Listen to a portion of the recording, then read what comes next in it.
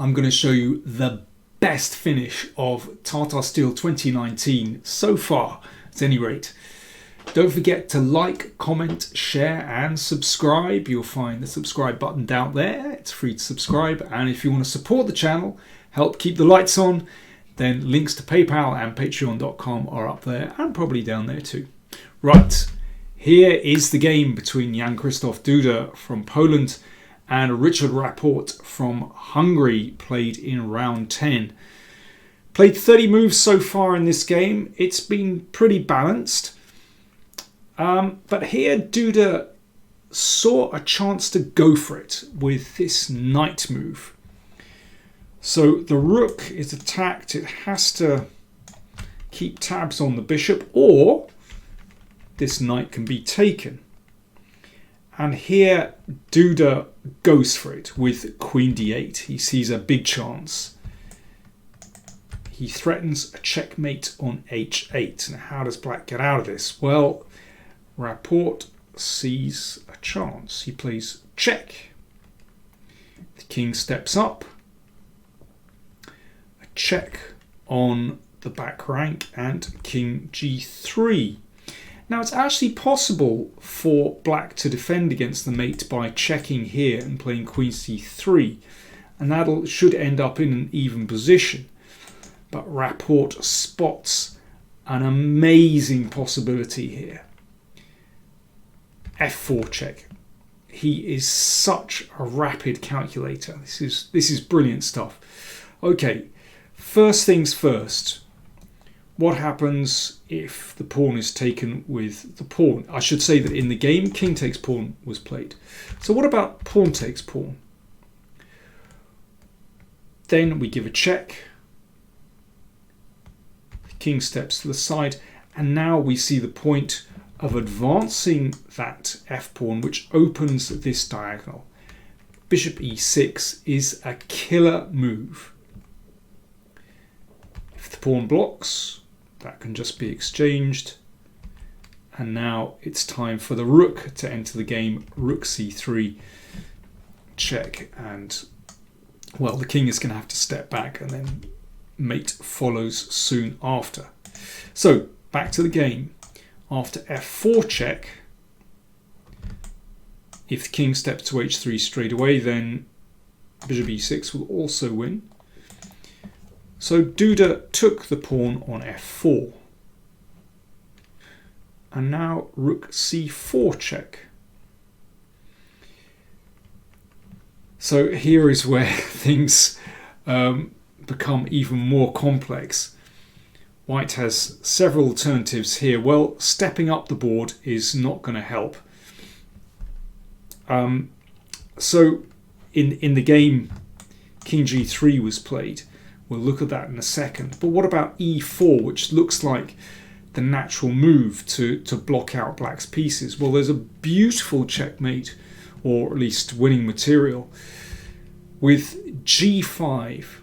And this just drags white's king further forward. Or if queen takes, a check, the king comes up, rook check. So if the king comes up, then queen takes queen. And if e5, then the bishop comes in and rook c6. And you can see that the king is going to have to move away, and then queen takes queen, and well, it'll be mate very shortly. So let's go back here. So after g5, king takes g5, then queen takes g2 check,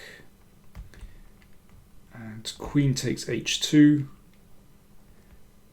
Basically, black can do this all with checks. And queen d2.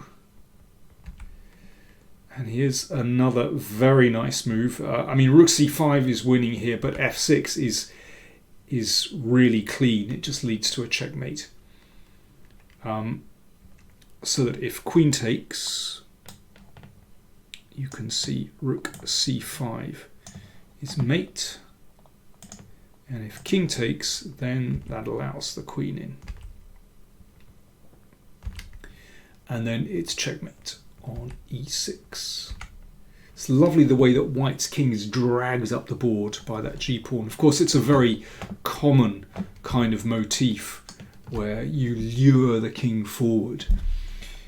So here's the game continuation. Rook c4 check. So we've just looked at e4, but instead Duda played the king back to g3.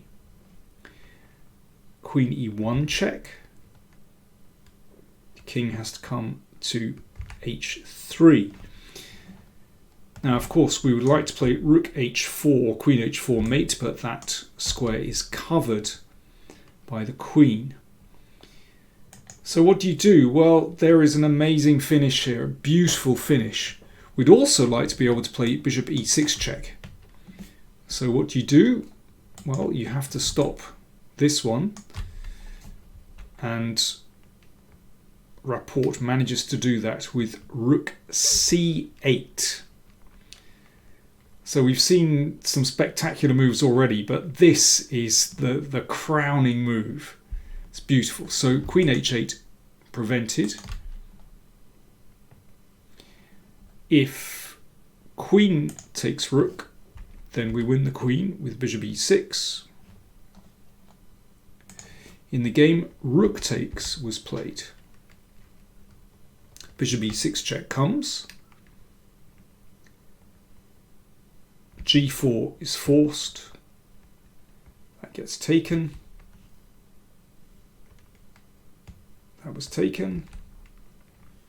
Queen takes e3. Now, if the king goes back, then black is going to win like this. Check. Now, it's not mate, but we can take here with a double attack.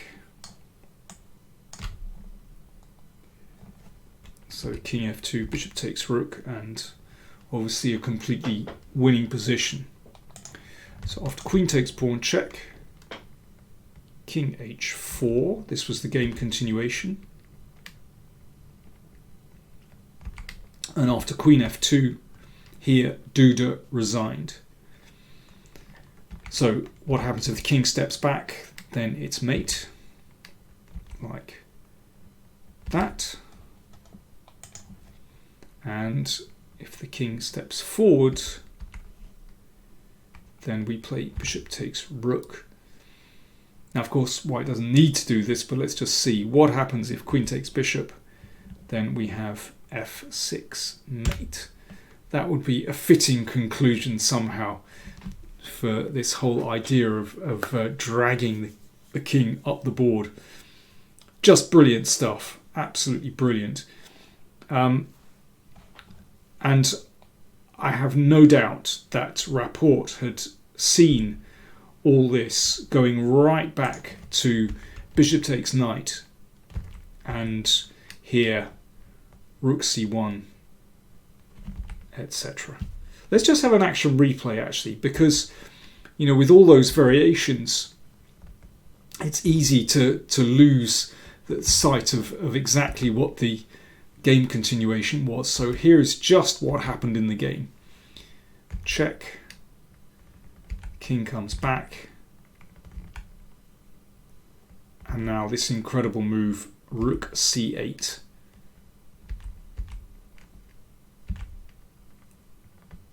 g4 forced. And king h4 and queen f2 check. Final move of the game. Well, that means that Rapport, well, he drags himself up a little bit. He's not having the best tournament. He's on 4.5 out of 10 now. Lots of decisive games in round 10. Giri defeated Fedoseev. Nepomniachtchi lost to Van Forest. And Carlsen defeated Anand. Well, in a very long game. Anand will be kicking himself. He really should have drawn that one, but Carlsen did his usual thing of squeezing blood from a stone. So that means that after 10 rounds, Carlsen is a half point clear. He has 7 out of 10. Giri has 6.5. So it could be heading into a very interesting final round when those two meet, but we still have 3 rounds to play. Don't forget, you can see the entire playlist of my videos so far from the tournament if you click up there. And thanks for watching.